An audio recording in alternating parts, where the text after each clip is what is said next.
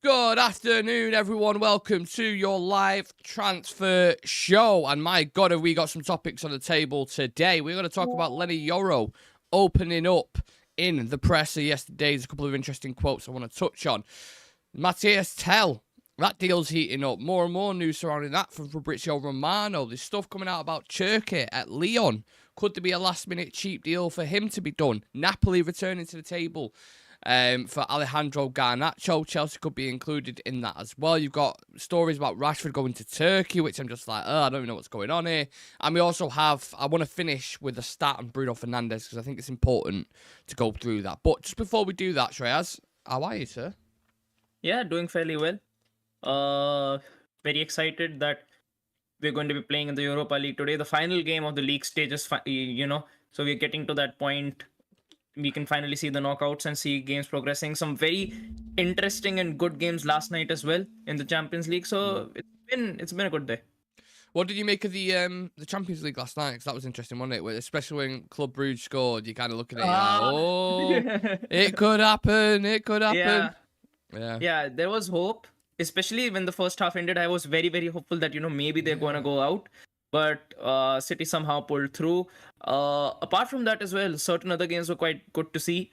Atlanta and Barcelona was a very good game. 2-2, a very, very exciting game. Madrid were very, very good yesterday as well. Rodrigo and Bellingham stole the show yesterday. So, and yes, apart from that as well, Dortmund looked better than they've done in the past few weeks. And Atleti have been in very good form. Yeah. They were my dark horses when we was doing the Champions League predictions. Yeah, so it's actually, faring up to be a very interesting round of 16 right now because you've got Inter Milan who've been playing very well. You've got Atleti there. You've got Leverkusen who've been on an unbeaten streak as well. So some very different and exciting teams right now. Yeah, absolutely. Look, we're not in the Champions League, like you say. We're in the Europa League tonight. But we do have a young talent who could potentially become that kind of Champions League level, if he's not already there. And he'll be speaking about his introduction to United, how he's adapted, and these kind of things. And typically, we know when a player's next to Amarin in the press, so it means they're probably going to start right 9 times out of 10. So that'd be interesting to see. We're going to be live for that tonight, by the way, people. So make sure you come and join us. And we're also recording an interview with a very good journalist. So that'll be dropping tomorrow morning, I think. Keep an eye out for that also. But Leny Yoro has been saying everything was good except the injury. I was really excited to play for United when I first arrived, but obviously the injury happened.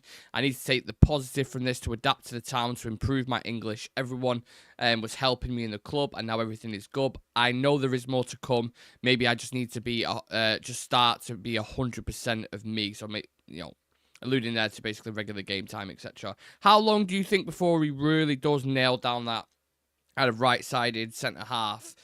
And also, do you think he might be regretting his decision already, given where United are in the league? I don't think that he's regretting his decision. It's just a very tough spot to be in because it's just out of his hands, I would say, for the most part, where we are actually, placed in the Europa League, not in the Europa League, but in the Premier League and some other competitions as well. And to say how we have been performing so far this season, because for the most part of the season, he was out. By the time he came in, there was a new manager in, a new philosophy in, a new setup in, and people forget that he's a youngster who is not really accustomed to play in a front three up until now in his career. So even he's had some time to actually reevaluate his game, understand what really his play style should be as that right-sided centre half. He's got good people to work off from. He's got some very good players to look up to. But it will take him some time. But with the way that he's shown glimpses and with the way he carries himself on the pitch, I would say, and the confidence that he possesses, I think by the time March or April kicks in, I think he'll be someone who will be a, guaranteed starter, just, like we mentioned De Ligt right now. I think he'll be in the same conversation, but it will take him some time. I mean, it's nice that he's already got his Vidic Torres moment out of the way where he's, against Slimani at Southampton, because he gave him the run around. He really did. So that was kind of, I felt like a reality check for a lot of United fans to kind of say, all right, steady on a little bit. He's obviously got something. He's clearly talented. His ability on the ball, his physical attributes are great, but he's not there just yet. Experience is a massive, massive thing. With especially in the Prem. Yeah, exactly. You think about him in 5 years' time, potential, if he's playing in a regular United setup, how good he can be. That's what excites me more than potentially what we're seeing right now. But I don't know. I think there's more to see from on the ball as well. I remember in pre-season, like the long switches of play. I don't seem to be seeing much of that at the moment. But there is more to his game that people haven't seen yet. But maybe he just needs to play more games, isn't it? He does, and apart from that as well, I think in this three-back setup, the roles of the players are very defined.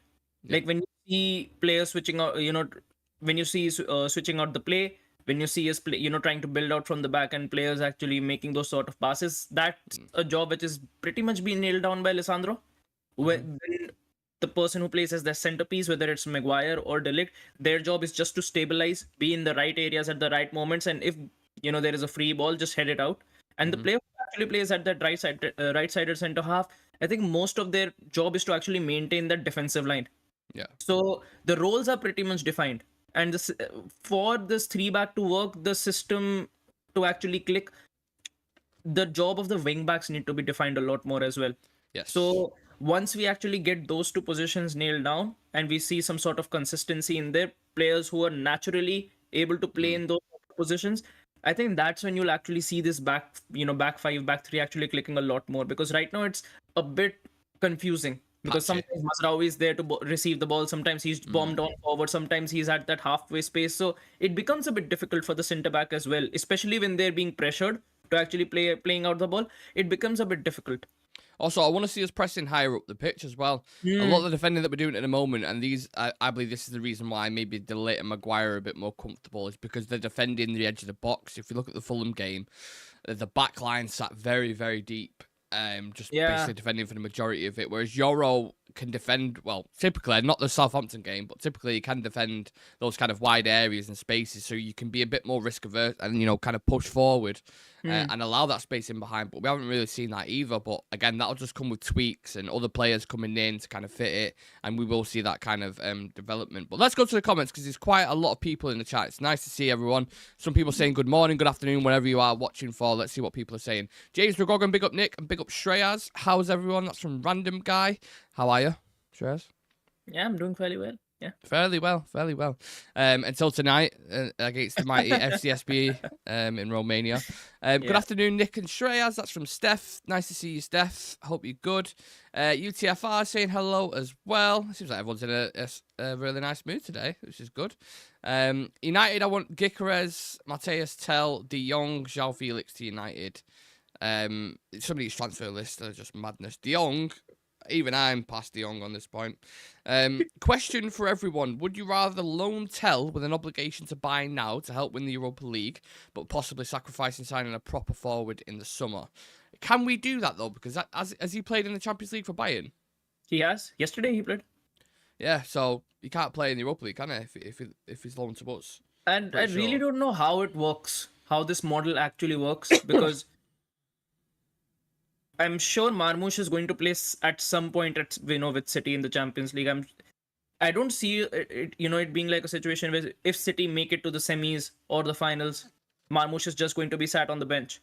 So I think there will be some way or another that these guys will be able to allowed to play in these sort of competitions, because I remember when we got Sabitzer in on loan, he was playing in the Champions League for Bayern, because if I remember it clearly, he had a ban period as well, because he couldn't play in the first game for us in the Europa, and then ultimately he played for us in the Europa League. So there must be something, some sort of process that they must go through. But if we do get him, he is a very big talent.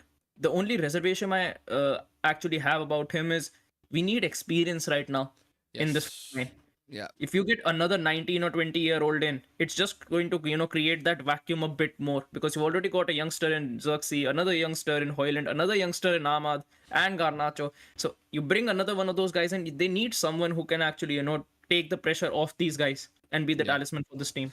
Yeah, we have a couple of updates coming in on Mathys Tel from Fabrizio Romano and Sammy Mockbell. From Romano, he's talking about the race for Tel is starting to heat up. United called about a loan deal, while Tottenham specifically want to sign him on a permanent deal. I mean, if you go in there, you're writing your career off on a permanent deal. I'll tell you that for free. Sammy Mockbell's reporting that Tel's waiting to see if United or Arsenal formalise their interest in his services before making a final decision on his destination. His biggest priority is to play regular football. And that last line is the key thing in all of this. Because with Tottenham, for example, they do have Solanke. I know he's out for 5 weeks at the moment, but when he comes back, he's the starter. He's going to take the spot. They've spent 60 million on him. He's going to start, right? At United, if I'm Tel, I'm looking at that forward line situation. I'm looking at the lack of goals, and I'm like, if I even have a decent 6 months here, and I look the part, one, that could be really good for my career. I'm getting regular game time, which I really, really want, and I'm at a massive club. 3 things where it's like tick, tick, tick. So you can see that. But the experience side is definitely a concern. I would much rather bring in a 26, 27-year-old who's seasoned and scoring regular basis. There's always that risk with like younger players.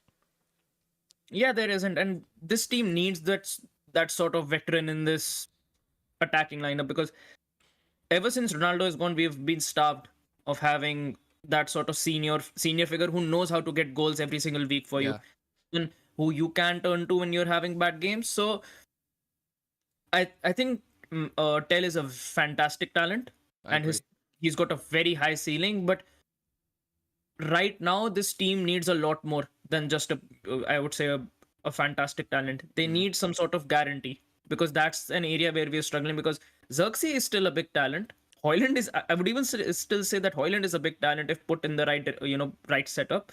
So you need someone who, these youngsters can actually turn to and learn off from. Yeah. Because at the moment, look, it would be Rashford, for example, wouldn't it? Exactly. I know it's Bruno now, because Bruno does move into that forward line and obviously drops into midfield and organises quite a lot in front and behind of him. But you need more than just one person doing that.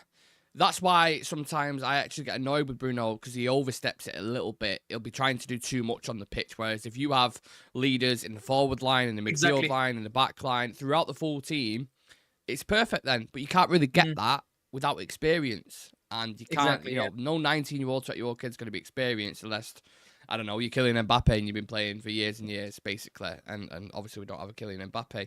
UTFR saying, in my opinion, Gyökeres is nailed on for a summer transfer, and a lot of people agree with that situation. I think so.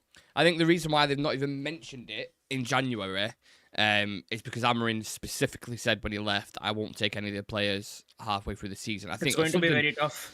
Yeah, something along the lines of that, basically. And obviously, United probably couldn't afford it anyway. But summer, I think Gyökeres, absolutely. There is, I think, £60 right now million in the summer, as well. It's fucking no deal. I think for a £60 million deal, he's a steal for the kind of player that he is. And the only problem is there are going to be a lot of clubs in the running for him. And Barcelona are seriously considering him as a replacement for Lewandowski. So the project that they've got to offer right now has more success in comparison to United.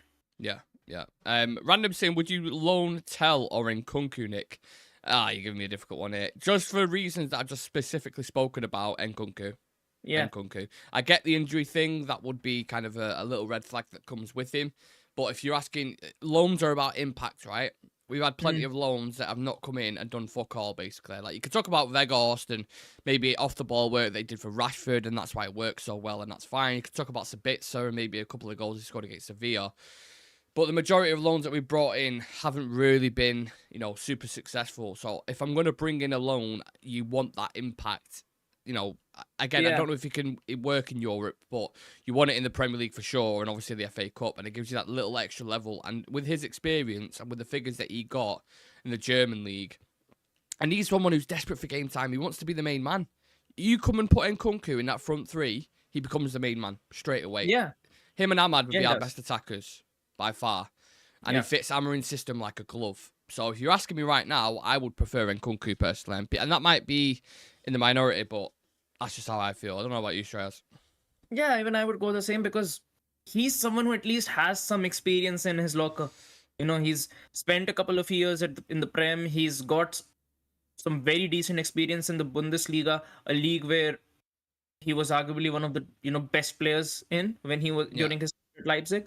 And the only problem with him has never been about his talent or him not acclimatizing to the intensity of the Premier League. It's always been his injuries. Yeah. And because of those injuries, he hasn't really been able to make his mark at Chelsea. And now that he's fit, Palmer is there. You've got Madueke on the right hand side. You've got sometimes Neto, Felix, yeah, Sancho, exactly. Mudryk, So like there is a big oversaturation when it comes yeah, to attacking players at Chelsea, good especially in luck those wingers Garnacho. and number 10. Yeah.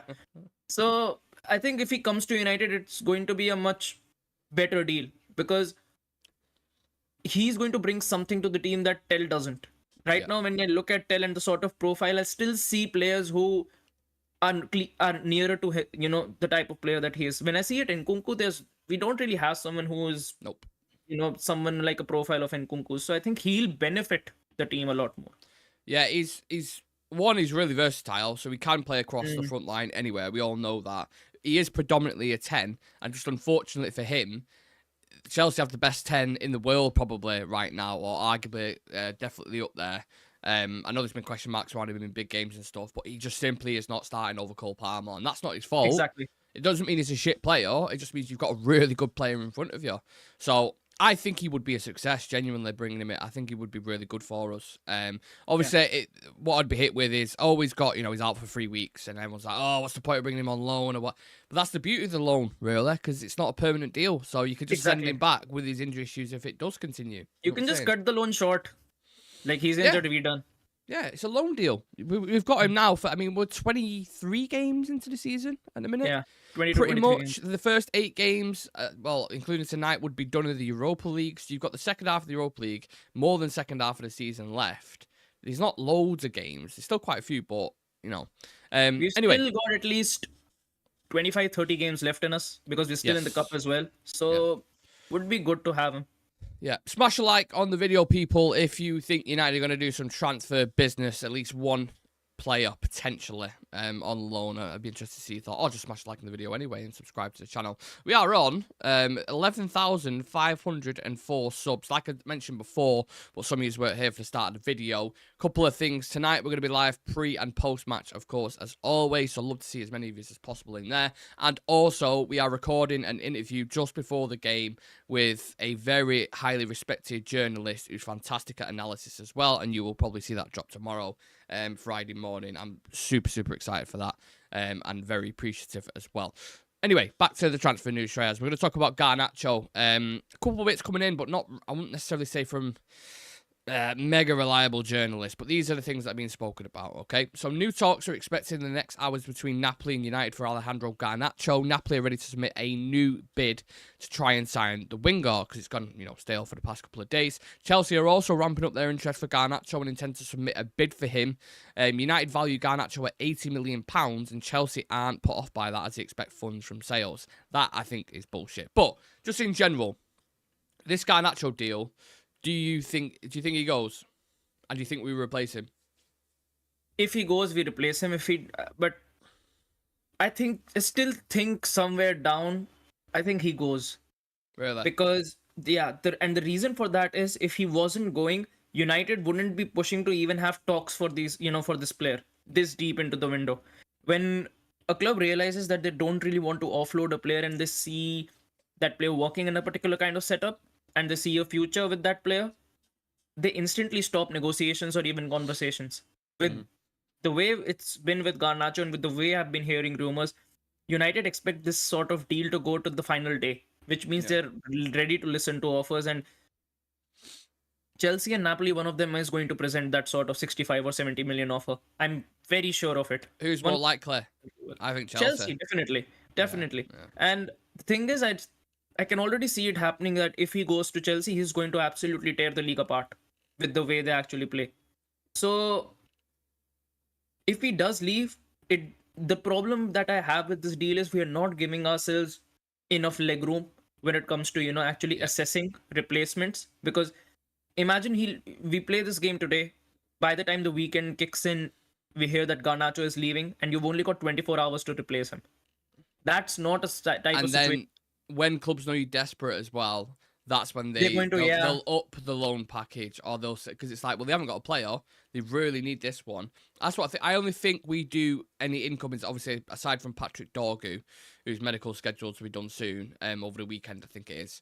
Apart from him, we won't bring anyone else in, I don't think, unless people go out. So if Rashford goes, they'll go for a loan or something. If Garnacho goes, they'll go for a similar type of deal, and then maybe assess it in the summer. If no one leaves, I don't see anyone coming in. I don't think they'll go and get Tel or Nkunku if we still have Garnacho and Rashford on the books. Just for me personally, I don't think they'll do it. But Yeah, because it's been like one player's gone out, one player's come in. Anthony's gone out, Dogu is coming. So unless someone goes, I don't see Nkunku, Tel, or anyone actually coming in through this window. Maybe if Rashford leaves, I see something, but I just don't see it happening. No. Well, we're going to go live to Sky Carry in the studio. Let's see what Sky Carry thinks. Let's have a look. The information I'm receiving is that Alejandro Garnacho is Napoli are returning with a bid for Garnacho, and it's looking like they don't want to quite pay what Manchester United are asking for, and they'll probably pay around £50 million package is what we're hearing here at Sky. Basically, Sky Cavi, what you're doing is you're reading Romano's tweets or Ornstein's tweets, and you're saying this is the information that we've been fed, and this is what we're going to report out here. They are the biggest tapping merchants ever, honestly. Yeah. Everyone waits for Ornstein news or Romano news, and then they report it as their own and repeat it, essentially. So that's what's going to happen. If you see it on Sky Sports News later on, tell me I'm wrong. They will be the exact words that he says. Now, to move on to other transfer nonsense, Shreyas, we're being linked with Rayan Cherki's situation. So caught offside again. It's transfer news. It's one of those. United have inquired about Rayan Cherki's situation at Lyon and are keeping tabs on his situation. He is available for only €22 million in this transfer window. Would you consider him, Mr. Singh? No. The thing is, with Cherki, he's a very big talent, but his output has never been equal to the sort of hype he gets. Yeah. Especially, I think, in the past couple of seasons. I think when it comes to effectiveness, his levels are just not there. Especially in a team that require as much leg work in their system as much as United do. I just don't think he's the type of player that would work in this sort of system. And I think he's a luxury player. Like when you've got every single fundamentals of your team fit, and you need someone to come in and bring that sort of spark in your attack. When you've got all the other players in your team lined up, I think that's where a signing like Cherki comes in, but we're not at that point yet. We should go for someone like Cherki. Also, as well, I think you can really tell the measure of a player by who's interested in him. So you see at the moment, Tel going out on loan, the amount of clubs that have inquired about him in the Premier League as well, your Tottenhams and Chelseas and Uniteds and these kind of things. That tells me that there's a desire there that they want to go and get him, and that he is a really, really talented lad. Whereas with Cherki, I'm like, who the fuck's in for Cherki? I've not seen anyone seriously go in and push for a deal for this player. I know maybe there was Liverpool links a while back, but I'm talking like a long, long while, because he was looking at Fekir, he was looking at Cherki and a few others. But apart from that, I don't think I've seen anything around him. Literally nothing. So, yeah, he's just a name that's being thrown into the mix. But a lot of the times, I think what people don't realise is these players have agents, right? These agents are very smart. They know what fan bases are like. They also know what Twitter's like and social media. And if they stir up a storm by linking a player like Cherki to Manchester United, that generates interest, that generates engagement, which is money in their back pocket. That's a lot of it. 90% of transfers is that. It's agents pushing it from whether it's Italy or Portugal. We see it all the time. So that'll basically just be it. I think they're trying to get a sale for him. They want to shift him on. He gets a better wage. He gets to play in the Premier League. Everyone's happy in his case. Yeah. So, yeah. Whilst we're on the conversation of ridiculous transfers, we've also had someone reporting that Marcus Rashford, Galatasaray are close to agreeing a deal to sign Marcus Rashford on loan until the end of the season. They are prepared to pay his full wages. Now, this is from Photo Mac, right?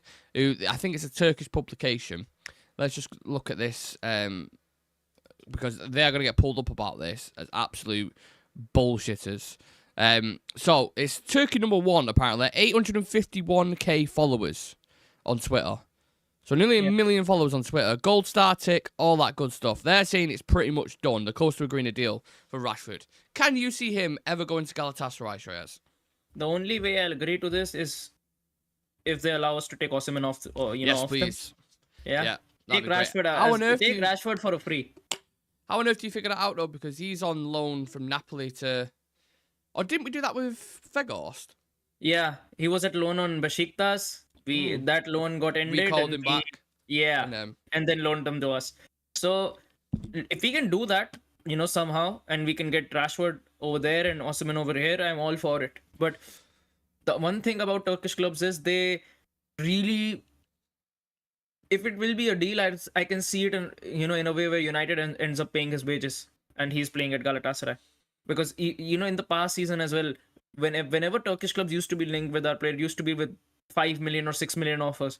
So I just don't see any weight to the story, and all these rumors about Turkish clubs have started ever since Oli has gone there. Yeah. So I just don't see any weight in these transfers. A random guy just said full wages. I'll drive him to Istanbul myself, and then Alex put, "I'll pay you petrol, mate." UTFR saying, "Where the fuck are Galatasaray getting that kind of money?" I don't know. And this is what I'm saying. This is a publication. 851,000 followers on Twitter. Now that doesn't necessarily mean that you're credible or that you're valid, or they obviously follow him for a reason, right? Because stories in Turkey. And they're putting it out there. I doubt they would put that out without a big journalist knowing about that situation. Everyone, or a lot of people, are tapped into the situation around Marcus Rashford. You can't get away from it. If you listen to the press yesterday, Shreyas, honestly, frustrates the life out of me. There was 5 journalists, I think, who all asked. Did you watch the presser? Did you see it? Yeah. All asked about Rashford. Every time, the same question. So is it? Do you not like Marcus? And he's going, listen, it's the standards are set for everyone. It's as simple as that. If they don't follow that, any player can go. And when I referred to the coach, the 60-year-old goalkeeper coach, whatever it was, I was saying I would put him above any player who doesn't apply himself correctly. It goes on to the next person. A couple of people ask good questions about the actual game, what they're playing, where Rashford isn't playing. It goes to the next journalist. He goes, so, sorry to bring it back to Rashford, but what's going to happen with him? Is he going to stay? And you're just like, oh my God, shut the fuck up, please. Every single time. Honestly, I'm done with it. We have other players. We genuinely have other players who they can actually ask questions about. Yoro sat right next to him. Yeah. He sat right next to him. How far along? Like, you could even ask about Mason Mount, how far along he is, when he'll be back. Luke Shaw is supposedly back in training as well. So got a lot of things to actually ask about. Højlund's not been in great form. How do we actually, see that sort of situation evolving? But none of these people actually ask the questions that are really relevant. Yeah. Do you know what? I'd be embarrassed if Real Red Talk ever gets into press conferences, right? Which probably won't happen because they only seem to invite 50% of majority idiots like Luckhurst and Neil Custard and people like that in there. But if we were to ever get in there, I'd actually ask genuine questions. I'd feel like embarrassed if 4 people just asked a question about Rashford and he goes, right, Nick, your turn to ask a question. I'm like, yeah, Nick from Real Reds here. Just on Rashford again, I'd feel embarrassed. You know what I mean? I wouldn't want to ask the question. Proper embarrassing. I can't remember what we're speaking about there. We're going off on a tangent, aren't we? But yeah, Rashford probably won't go anywhere, people. He'll probably still be frozen out of the squad.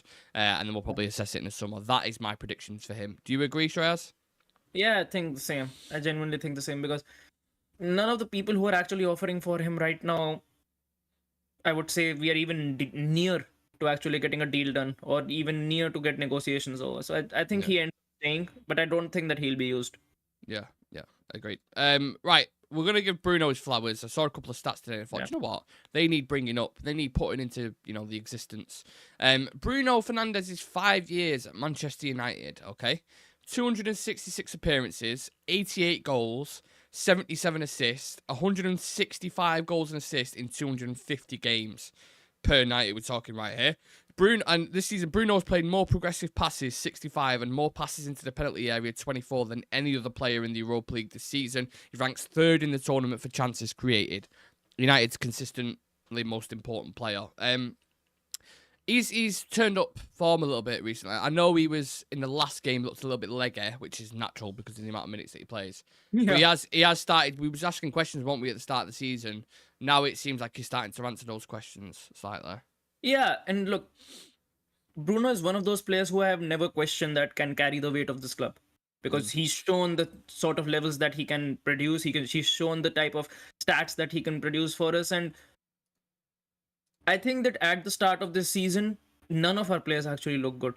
Like take Bruno, Garnacho, any single one of our players, and it just wasn't clicking for us under Ten Hag. And I think since Amorim has come in, his role has refined a lot. And one of the things that we were mentioning for quite some time, that we need to see him nearer to the penalty box. We need to see him behind the striker. You're seeing him behind the striker, and he's looking much more mature on the ball. He's looking, I would say, much more sharper whenever he's trying to progress with the forward with the ball. And some way or another, no matter how bad our form has actually been, he still ends up putting like 25 to 27 goal contributions per season in this United setup, which is genuinely not at all easy. If you put any other player in this setup instead of Bruno, whether it is Madison, whether it is Martin Odegaard in that 10, with this team, they're not going to come anywhere near to 20 goal contributions in a season. So he's a very, I would say, perhaps our best player when it comes to form, and with the height that he's reached, with this club. And I just hope that, he can carry on with this sort of momentum into the future games as well, because he's been playing as a 10. He's been playing as an 8 alongside Ugarte as well. But yeah, last game it showed that he was leggy, he was knackered, but you can understand why it is, because he plays every minute, and with the way he runs on the field and covers every single distance on the ground, it's going to happen. So yeah, I'm sure he's going to start today, no doubt about it. So yeah, he's turned up, and I'm glad that he's turned up, because whenever Bruno is playing well, our team plays a lot better. Do you know what I love? How the narrative, right, around Bruno Fernandes, if he has a couple of bad games, there'll be, completely. Oh mate, it's like, pandemonium. It's fucking, he's the worst player ever. What a mug. How is he captain? Da. But then when you flip it, you look at someone like Odegaard, who you just mentioned there. He's got as many goals as Lisandro Martinez. Exactly. This season. 2 goals Odegaard scored. He's had like 3 goal involvements since fucking, I think it's like April or something. Like, his stats are ridiculous, and he's been way off the boil, and you've not heard a single peep from anyone. That's and the pressure sometimes, that's what they talk about at United. The pressure is just different. Arsenal are a big club, right? I'm sure their fan base have been moaning about certain situations where Odegaard's maybe not turning up and he's not been a player like he is last season. But it's the media attention as well that Bruno gets. And I think, obviously, naturally, it's because of his character as well, the way he is. But, yeah, I don't know, man. I just feel like he deserves more respect, and people he does. Like to shit on him when he's even De Bruyne. I think it was 2 seasons or 3 seasons ago, when he had to rank players in the Premier League in that 10 positions. Yeah. I think in his list, he first went with Bruno, then he went with Odegaard, and then Madison. And you can understand why, because even in the big games, like, people call out Bruno a lot for disappearing in big games, but you look at it last season, look at it this season as well. Anfield, it was really good.